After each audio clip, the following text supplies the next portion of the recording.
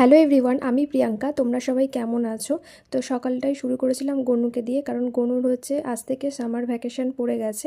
তো এই জন্য সকালে ওকে ব্রেকফাস্টে বানিয়ে দিয়েছিলাম ম্যাগি, আর ও ম্যাগি খাচ্ছিলো, আর আমি ওকে কিছু টাস্ক দিলাম করতে। তারপরে আমি নিজে চিড়ে আর টক দই দিয়ে খাচ্ছিলাম। তো এটা খেতে খুব একটা ভালো লাগে না, কিন্তু কিছু করার নেই, মাঝে মাঝে এরকম ধরনের খাবার খেতেই হয়।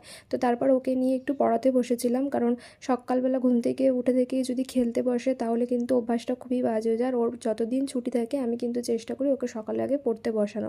তারপর ওর পড়া হয়ে যাবার বিছানার অবস্থাটা তো দেখলে, সকালে একবার ঘুম থেকে ওঠার পর বিছানা গুছিয়েছি, আবারও পড়াশোনা করে একদম সারা ঘর ছড়িয়ে রেখেছে, আবার গোছালাম। দিনে যে কতবার করে এই বিছানা গোছাই আমি নিজেও জানি না।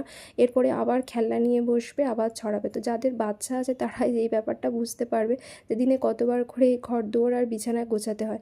তো যাই হোক, তারপরে সমস্ত কিছু গুছিয়ে গেলাম ছাদে, যেমন জামা কাপড় সকালে কেচে মেলে দিয়েছিলাম, সেগুলো সব শুকিয়ে গেছে। আর এখন তো যা রোদের তাপ, একটানে সব জামা কাপড়গুলো সব শুকিয়ে যায়।